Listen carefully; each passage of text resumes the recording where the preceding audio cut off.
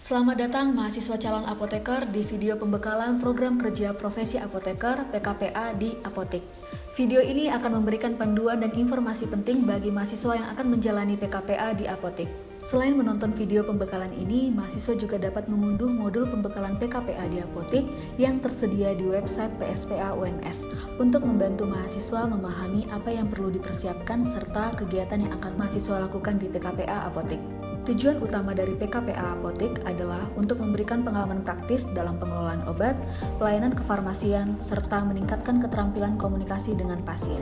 Mahasiswa akan belajar bagaimana apotik beroperasi sehari-hari, baik dari sisi administrasi, pelayanan, hingga pengelolaan obat yang aman.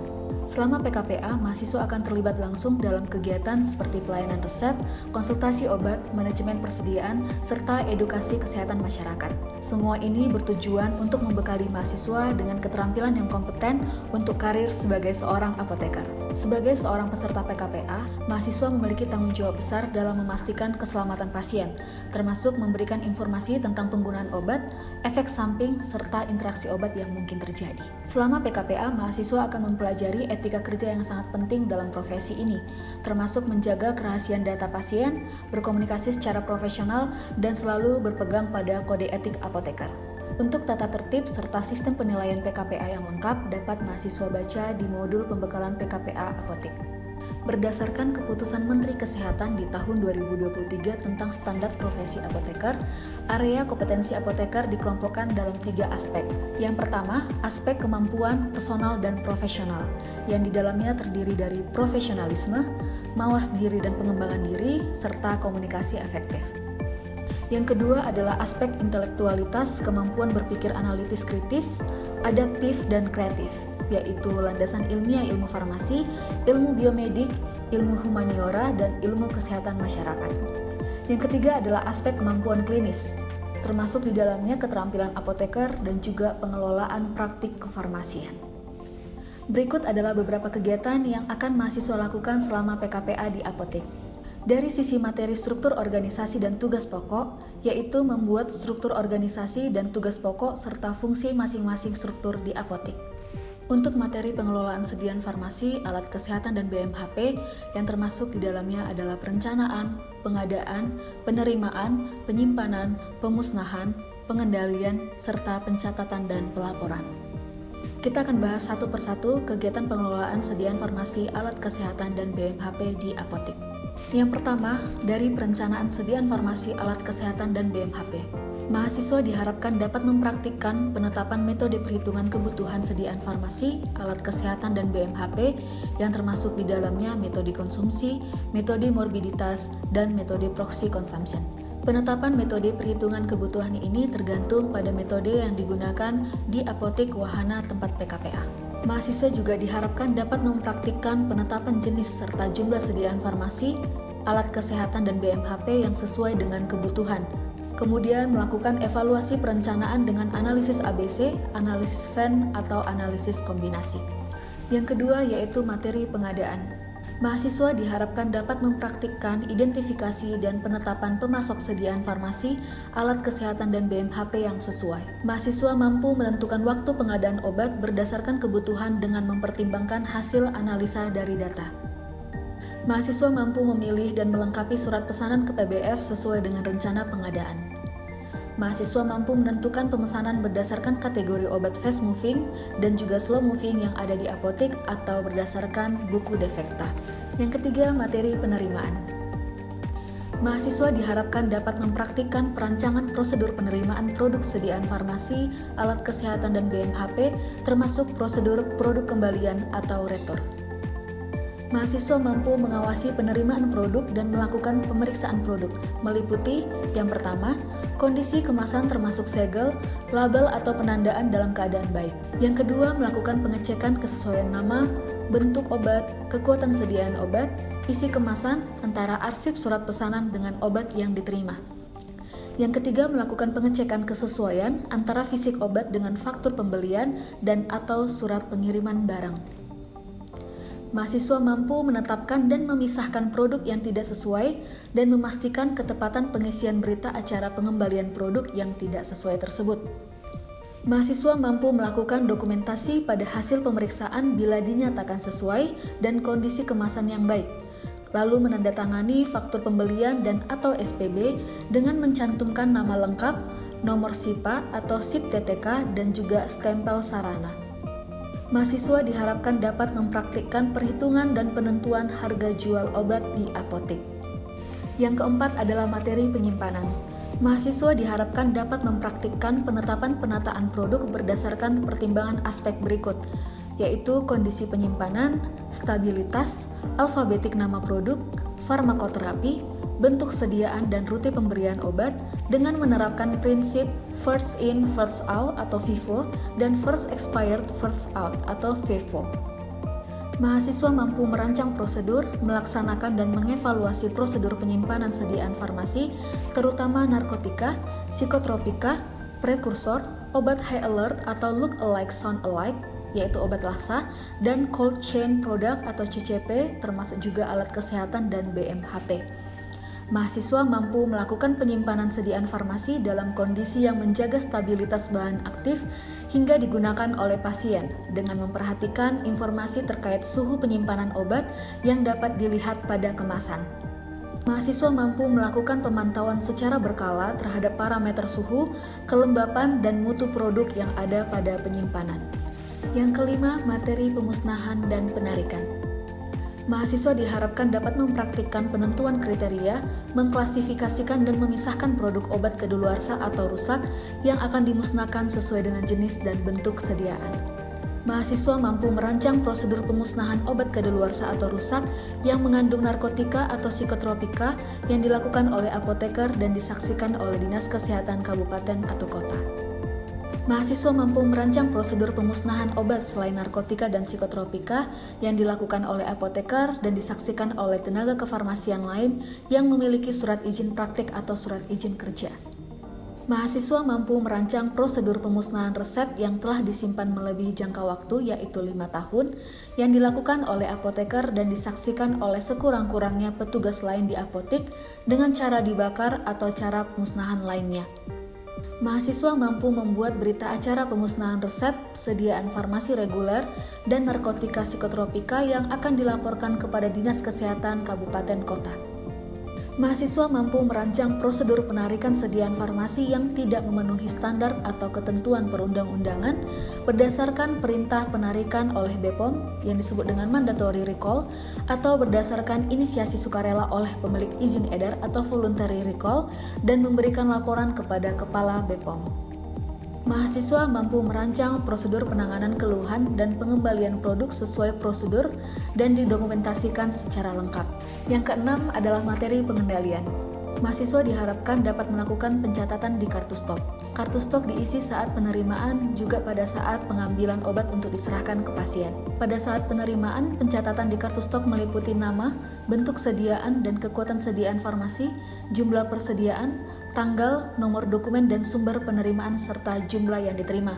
Pada saat pengambilan obat untuk diserahkan kepada pasien, mahasiswa akan melakukan pencatatan di kartu stok meliputi tanggal, nomor dokumen, dan tujuan penyerahan serta jumlah yang diserahkan.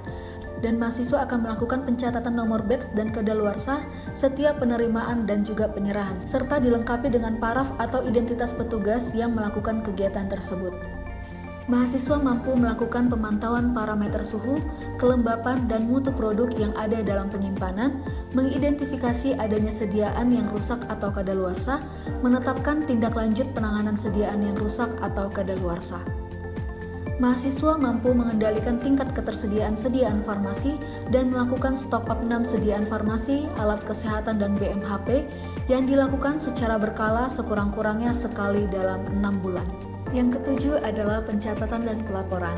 Mahasiswa diharapkan dapat mempraktikkan pencatatan pada setiap proses pengelolaan sediaan farmasi, alat kesehatan, dan BMHP, meliputi pengadaan berupa surat pesanan dan faktur, penyimpanan berupa kartu stok, penyerahan berupa nota atau struk penjualan, dan pencatatan lainnya yang disesuaikan dengan kebutuhan apotek.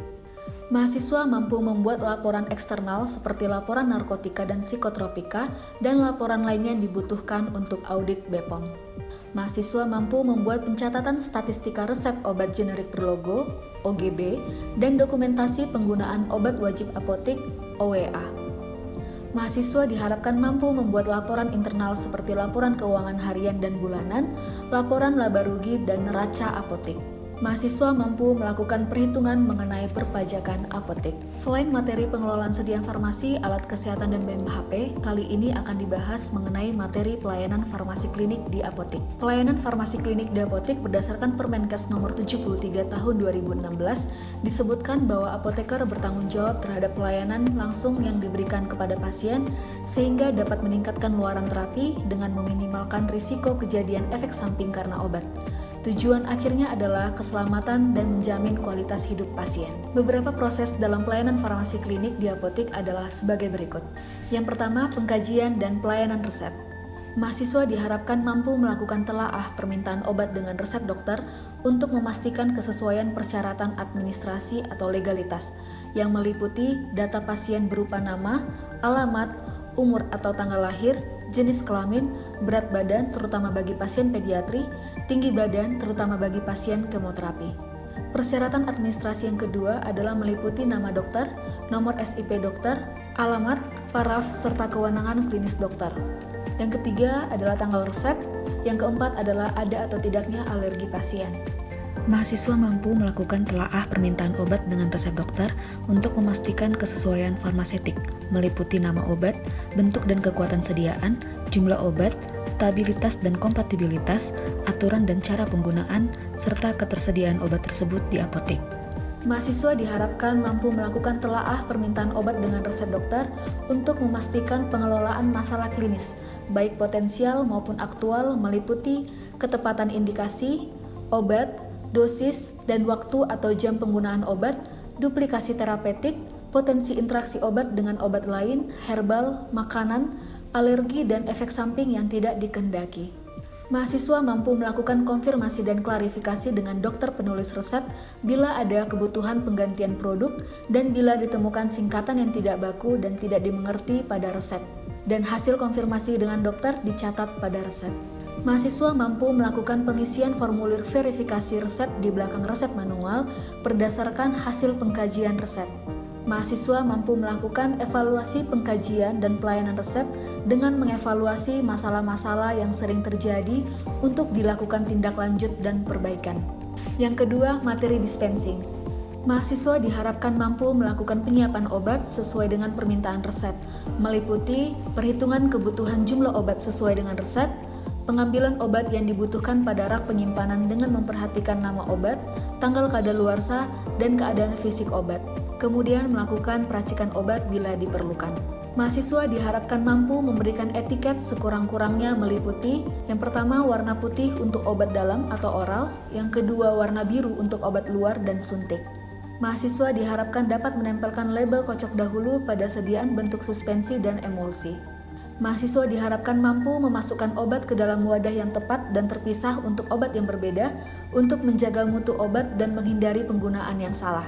Mahasiswa mampu melakukan pemeriksaan kembali mengenai penulisan nama pasien pada etiket, cara penggunaan serta jenis dan jumlah obat, di mana hal tersebut disesuaikan antara penulisan etiket dengan resep. Mahasiswa mampu memeriksa ulang identitas dan alamat pasien dan memastikan 5 tepat, yakni tepat obat, tepat pasien, tepat dosis, tepat rute, dan tepat waktu pemberian. Mahasiswa mampu menyerahkan obat yang disertai pemberian informasi obat, mencakup nama obat, dosis obat, cara pakai obat, indikasi obat, kontraindikasi obat, efek samping obat, cara penyimpanan obat, serta stabilitas dan interaksi yang mungkin terjadi pada obat yang diserahkan kepada pasien, lalu meminta nomor kontak pasien. Mahasiswa mampu membuat salinan resep sesuai dengan resep asli dan diparaf oleh apoteker apabila diperlukan. Yang ketiga adalah materi swamedikasi. Mahasiswa diharapkan dapat melakukan identifikasi keluhan pasien dalam swamedikasi, mampu menetapkan rekomendasi swamedikasi, disarankan ke dokter atau diberikan pengobatan, mampu menetapkan kebutuhan obat yang sesuai dengan keluhan pasien, mampu melayani pembelian obat bebas terbatas, dan obat wajib apotik, mampu memberikan komunikasi informasi edukasi yang tepat pada pasien swamedikasi, serta melakukan verifikasi pemahaman pasien tentang pengobatan. mampu membuat dokumentasi pelayanan swamedikasi dengan mengisi form swamedikasi. Yang keempat adalah pelayanan informasi obat, PIO. Mahasiswa diharapkan mampu melakukan pelayanan informasi mengenai obat termasuk obat resep, obat bebas, dan juga obat herbal. Informasi tersebut meliputi dosis, bentuk sediaan, formulasi khusus, rute dan metode pemberian, farmakokinetik, farmakologi, terapeutik dan alternatif, efikasi, keamanan penggunaan pada ibu hamil dan menyusui, efek samping, interaksi, stabilitas, ketersediaan, harga, sifat fisika atau kimia dari obat, dan informasi lain-lainnya. Mahasiswa diharapkan mampu membuat dan menyampaikan media edukasi, baik berupa buletin, brosur, atau leaflet kepada pengunjung apotek. Mahasiswa diharapkan mampu melakukan dokumentasi pelayanan informasi obat pada form PIO. Yang kelima, materi konseling. Mahasiswa diharapkan mampu menentukan kriteria pasien atau keluarga pasien yang perlu diberikan konseling, yaitu pasien kondisi khusus, pasien dengan terapi jangka panjang atau penyakit kronis, pasien yang menggunakan obat dengan instruksi khusus, pasien yang menggunakan obat dengan indeks terapi sempit, pasien dengan polifarmasi, pasien yang menerima beberapa obat untuk indikasi penyakit yang sama, serta pasien dengan tingkat kepatuhan yang rendah. Mahasiswa diharapkan mampu melakukan konseling dengan membuka komunikasi antara apoteker dan pasien. Mahasiswa diharapkan mampu melakukan penilaian pemahaman pasien terkait penggunaan obat melalui 3 prime question, yaitu yang pertama, apa yang disampaikan dokter tentang obat Anda, yang kedua, apa yang dijelaskan oleh dokter tentang cara pemakaian obat Anda, yang ketiga, apa yang dijelaskan oleh dokter tentang hasil yang diharapkan setelah Anda menerima terapi obat tersebut. Mahasiswa diharapkan mampu melakukan penggalian informasi lebih lanjut dengan memberi kesempatan kepada pasien untuk mengeksplorasi masalah penggunaan obat. Mahasiswa diharapkan mampu melakukan pemberian informasi kepada pasien mengenai penggunaan obat, fungsi, regimentasi, kepatuhan, efek yang tidak dikehendaki, dan solusi masalah penggunaan obat.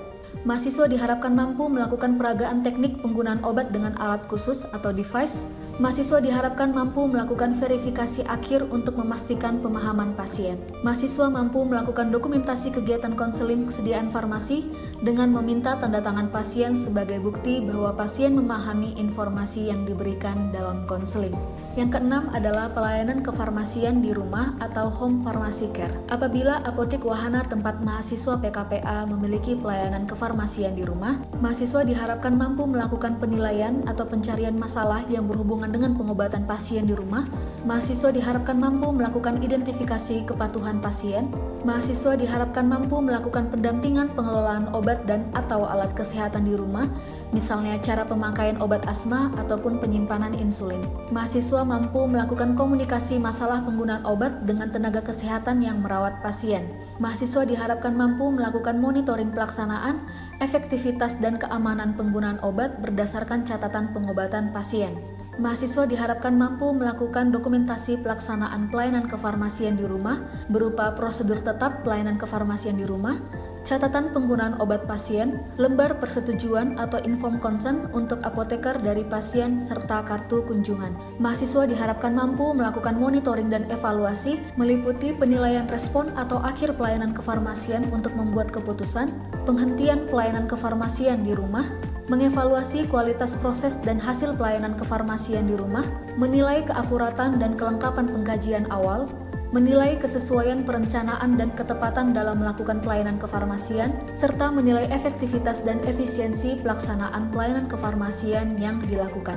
Yang ketujuh, materi pemantauan terapi obat. Mahasiswa diharapkan mampu memilih pasien yang memenuhi kriteria pemantauan terapi obat.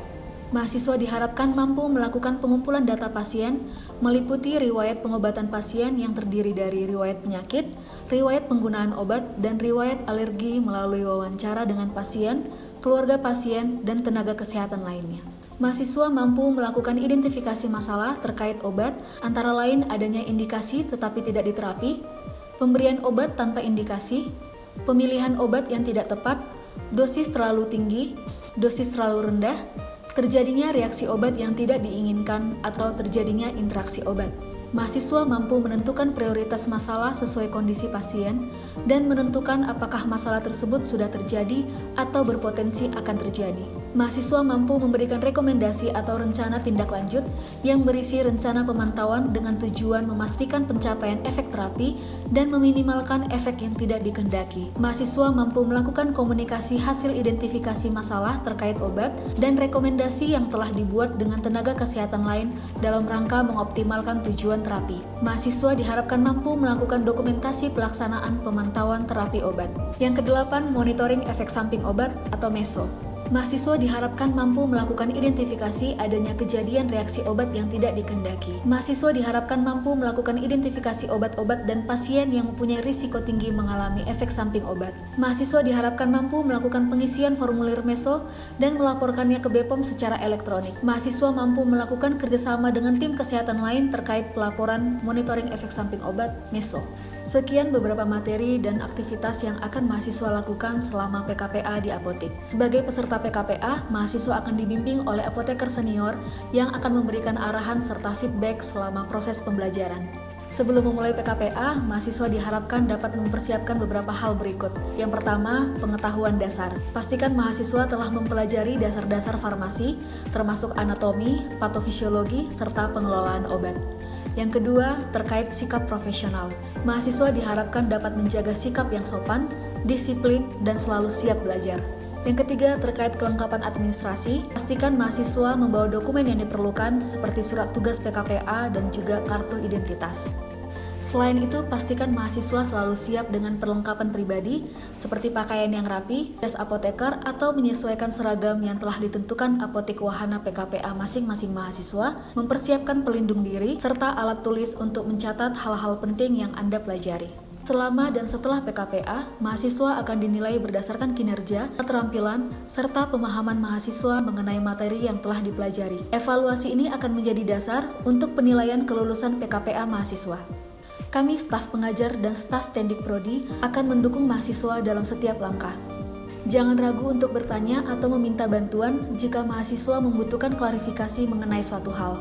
PKPA adalah kesempatan besar untuk mengasah kemampuan dan memperdalam pengetahuan mahasiswa. Dengan semangat dan dedikasi, kami meyakini para mahasiswa calon apoteker akan sukses menjalani PKPA apotek ini. Ingat, ini adalah langkah penting bagi perjalanan mahasiswa untuk menjadi apoteker yang profesional yang dapat memberikan manfaat bagi masyarakat. Kami berharap mahasiswa dapat menikmati proses belajar ini dan dapat mengaplikasikan semua yang telah mahasiswa pelajari untuk memberikan pelayanan yang terbaik bagi pasien. Terima kasih telah menyaksikan video pembekalan PKPA di apotek. Semoga sukses dan selamat menjalani program kerja profesi apoteker. Salam kompeten.